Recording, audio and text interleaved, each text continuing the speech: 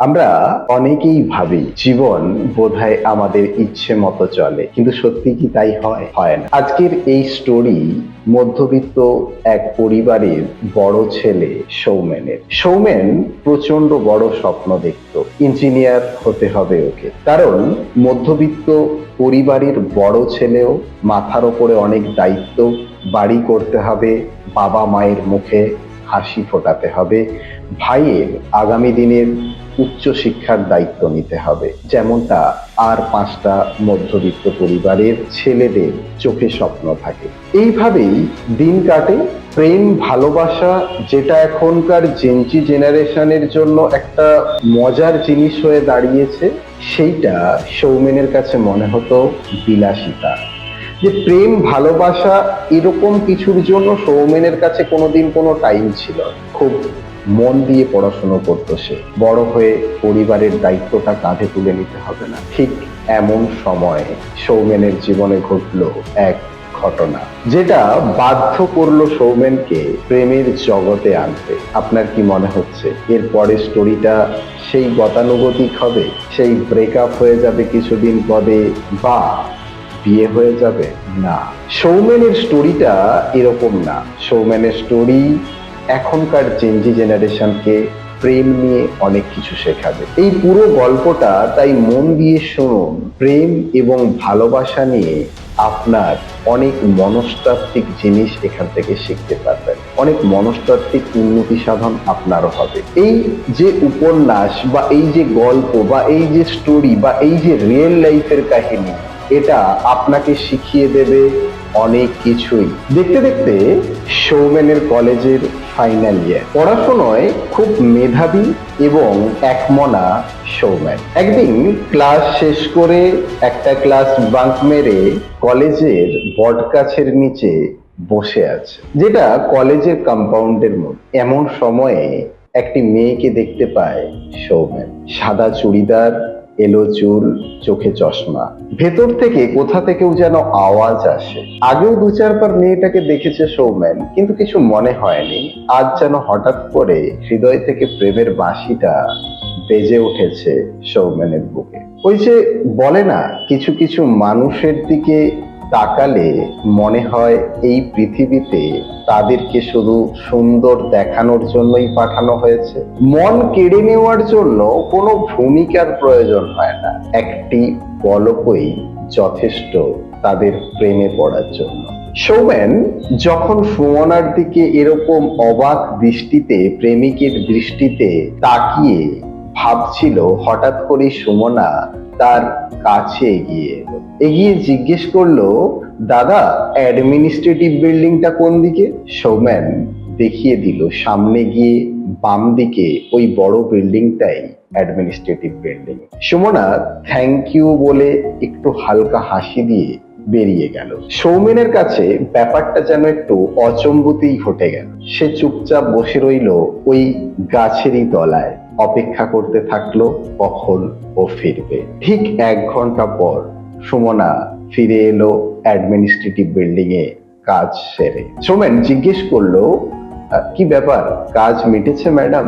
সুমনা সহাস্য জবাব দিল, হ্যাঁ কাজ মিটে গিয়েছে দাদা, কমপ্লিট অ্যান্ড থ্যাংক ইউ। ব্যাস, শুরু হয়ে গেল সৌমেন ও সুমনার কথা।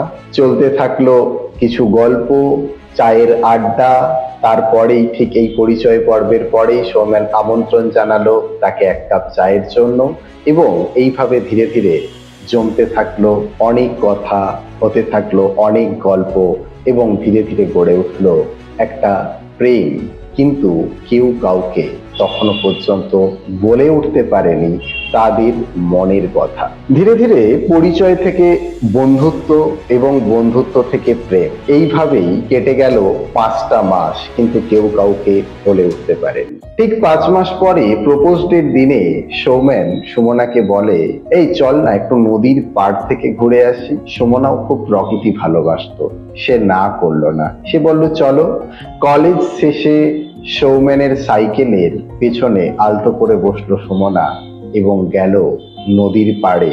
এই নদীর পাড়ে পৌঁছানোর যে গতিটা, সাইকেলের গতির সাথে সাথে সৌমেনের হৃদস্পন্দনটাও যেন সময় টু সময় বাড়তে ছিল এ এক অদ্ভুত অনুভূতি। কারণ এই প্রথম 5 মাসের পর সুমনাকে সৌমেন প্রপোজ করতে যাচ্ছে, মনের কথা বলতে যাচ্ছে। নদীর পাড়ে ঘাসের ওপরে দুজনে বসলো, একে অপরের সাথে কথা বলতে থাকলো। অচম্বিতে সৌমেন বলল, ওই তুই চোখটা বন্ধ কর তো, সুমনাকে উদ্দেশ্য করে। সুমনা প্রথমে প্রশ্ন করলো, কেন? বলে, চোখটা বন্ধ কর না, বন্ধ করতে বলছি তো। ইতস্তত করে সুমনা চোখটা বন্ধ করলো। ঠিক সেই সময়ই সৌমেন তার ব্যাগ থেকে বের করলো এক তোড়া গোলাপ, কিছু চকলেট এবং একটি প্রেমপত্র, যেটা সে 3টে রাত জেগে জেগে লিখেছিল। হাঁটু গেড়ে বসে সুমনার সামনে ফুলের তোড়াটা ধরে প্রেম নিবেদনের স্বরে সুমনাকে বলল, নে চোখটা খোল। সুমনা চোখ খুলে স্তম্ভিত হয়ে গেল, অবাক হয়ে গেল। আগে হাঁটু গেড়ে বসে সৌমেন সুমনার কাছে প্রেম নিবেদন করলো, আমাদের এই 5 মাসের বন্ধুত্ব অমর হোক আমার এই প্রেমের মাধ্যমে। আমি তোকে খুব খুব খুব ভালোবাসি সুমনা। বন্ধুত্ব থেকে কখন ভালোবেসে ফেলেছি সুমনা তোকে আমি বুঝতেই পারিনি, কিন্তু আজ তোকে ছাড়া আমার জীবনটা কোথাও না কোথাও যেন অসম্পূর্ণ। সুমনা মন্ত্রমুগ্ধের মতো কথাগুলো শুনতে থাকলো, কিছু বলতে পারলো না। হাত থেকে নিয়ে নিল চকোলেট, ফ্লাওয়ার্স এবং ওই চিঠিগুলো। সুমনা চুপ হয়ে রইল, কোনো কথা সুমনা বলতে পারল না। ভালোবাসা প্রকাশের মুহূর্তগুলো না বড়ই অদ্ভুত হয়, যেখানে পৃথিবীর সমস্ত শব্দ কম পড়ে যায়, পৃথিবীর সমস্ত শব্দ ভাণ্ডার ফিকে হয়ে যায়, যেখানে শুধু সত্য হয় চোখের কথাগুলো। চোখের দেখা, চোখের কথা, চোখের পলকই যেখানে ধ্রুব সত্য। যারা প্রেম করেছেন তারা এই কথাটার সাথে রিয়েলাইজ করতে পারবেন। সৌমেন আশা করেছিল সুমনা রেগে যাবে বা সুমনা লজ্জা পাবে, অ্যাকচুয়ালি এটাই স্বাভাবিক। কিন্তু সুমনা কিছুই বলল না, চুপচাপ বসেই রইল তো বসেই রইল। সৌমেন বলে চলল তার মনের কিছু কথা, তারপর সৌমেনও হয়ে গেল নিস্তব্ধ। বসে বেশ কিছুটা সময় কেটে গেল, নেমে এলো গধূলি বেলা। সুমনার এই রহস্যময় নীরবতা সৌমেনকে ভেতর থেকে কুড়ে কুড়ে খাচ্ছিল। সৌমেন সুমনাকে উদ্দেশ্য করে কিছুক্ষণ বাদে বলল, দেখ আমি তোকে ভালোবাসি, আমার মনের কথা তোর সাথে শেয়ার করলাম। তুই আমাকে ভালো নাও বাসতে পারিস, তুই আমাকে ঘৃণাও করতে পারিস, আমি তোর উত্তরের অপেক্ষায় রইলাম। চল এখন বস, তোকে বাস স্ট্যান্ডে ছেড়ে দিয়ে আসি, কাকিমা চিন্তা করবেন সন্ধে হয়ে এলো যে। এই বলে সৌমেন সাইকেলটা যেই ঘোরালো, সুমনা মন্ত্রমুগ্ধের মতো নিঃশব্দে তার সাইকেলের পেছনের সিটে বসে পড়ল। কোনো কথা নেই, কোনো বার্তা নেই, সারা রাস্তাটা শুধু ধেয়ে চলল নিস্তব্ধতা। সৌমেন বারবার আশা করছিল সুমনা ওকে কিছু বলবে, কিন্তু সুমনা পুরো রাস্তা, পুরো কনভারসেশন একটা কথাও আর বলেনি। আপনার কি মনে হয় সুমনা কেন এমন করলো? সৌমেনের মধ্যবিত্ত এই যে রূপ এবং এই যে সাইকেলে চড়া, এটাকে সুমনা মেনে নিতে পারছিল না। না, এই মেনে না নেওয়ার পেছনে বা না কিছু বলার পেছনে লুকিয়ে আছে কোনো এক ভয়ঙ্কর সত্য, যা সৌমেনের এই সাজানো স্বপ্নকে ভেঙে চুরে শেষ করে দিতে পারে, ভেঙে চুরে খান খান করে দিতে পারে। রাতে সৌমেন সুমনাকে ফোন করলো, কিন্তু সুমনা ফোনটা ওঠালো না। পরের 2 দিন কলেজেও এলো না। কি হতে চলছে অ্যাকচুয়ালি এই সম্পর্কটা? আপনার মনেও প্রশ্ন আসতে পারে। আজকে আপনার এই গল্পের পুরো স্টোরি জানতে হলে 3টে পর্ব আছে পরপর, যেটা আপনাকে শুনতে হবে।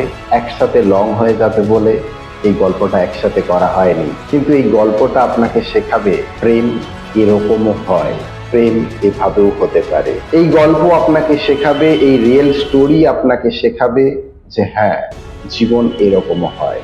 চলুন, সৌমেনের এই পুরো কাহিনী শোনার অনুরোধ আপনার কাছে রইল। ধারাবাহিকভাবে পরপর 3 দিন এই গল্প আপনাদের ফিডে পৌঁছে যাবে। ফিডে পৌঁছানোর জন্য আপনাদেরকে চ্যানেলটাকে ফলো বা সাবস্ক্রাইব করে রাখতে হবে। আপনি যেই প্ল্যাটফর্মে দেখছেন সেই প্ল্যাটফর্মের উপরে নির্ভর করে। তবে এটুকু কথা দিচ্ছি, এই 3টে পর্ব আপনাকে শেখাবে জীবনে প্রেম এরকমই হয়, জীবনে প্রেমের এরকমও মানে হয়, এবং আপনার আমাকে দেওয়া সময় বৃথা যাবে না, কারণ এটা রিয়েল স্টোরি। এটা পাঠিয়েছে আমাদেরই এক সেশনের স্টুডেন্ট। আমি সেশন নিয়েও থাকি, তো সেই সেশনেই এক স্টুডেন্ট যখন এই গল্পটা বলে, কিছুক্ষণের জন্য আমাকেও নাড়া দিয়েছে এই গল্পটা, তাই আপনাদের সাথে শেয়ার করা।